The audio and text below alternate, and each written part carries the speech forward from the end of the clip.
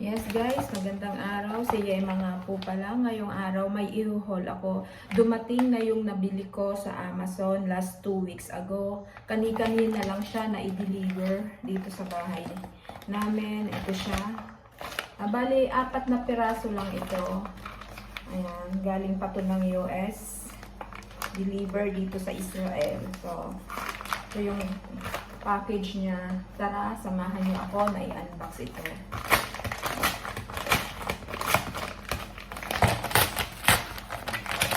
I-haul, hindi siya i-unbox, i-haul.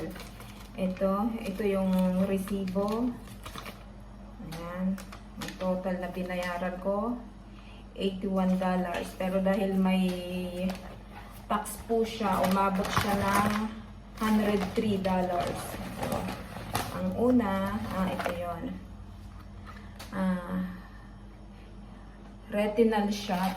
Ayan, from Silimax. Ayan, may bandage pa. Silimax. Ayan.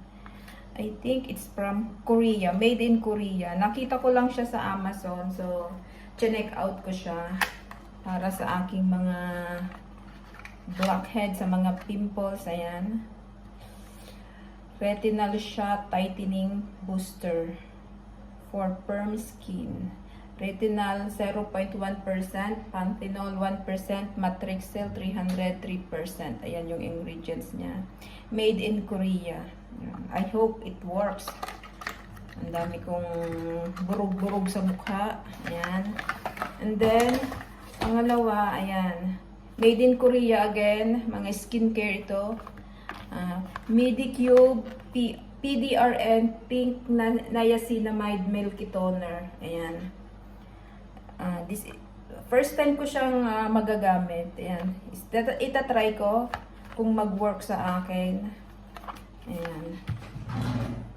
Try natin buksan. Ayan. Ayaw niya pang Teka lang. Buksan ko na siya. Tingnan ko ang loob.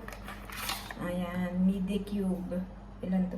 150 ml. Ayan, ang ganda ng kulay niya. Pink na pink. Ayan. Sa mga nakapag-try na nito, ano po ba yung result sa inyo? Pwede po pang paki-comment na lang kung ano yung naging result ng paggamit nito sa inyo. Ayan. And then next, another cream from Korea.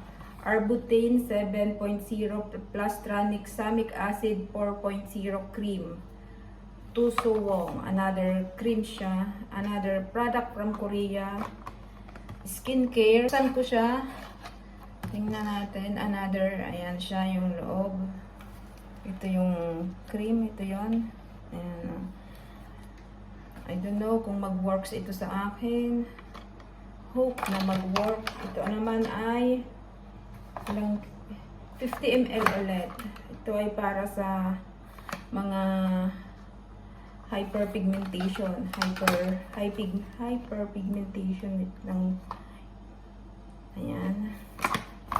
And lastly, ito ay another Korean product, white rice wash off mask.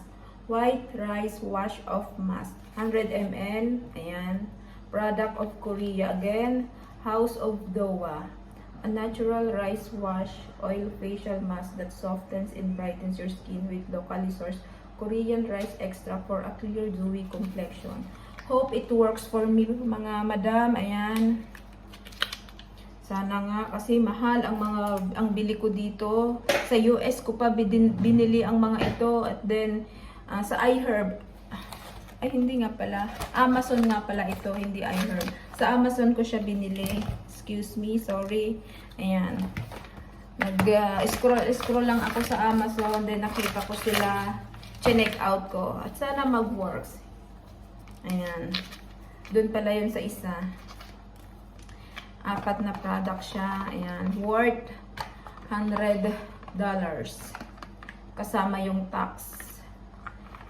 Free shipping ko siya nabili kasi pag naka $49 ka, free shipping dito sa Israel. Kaya ayan.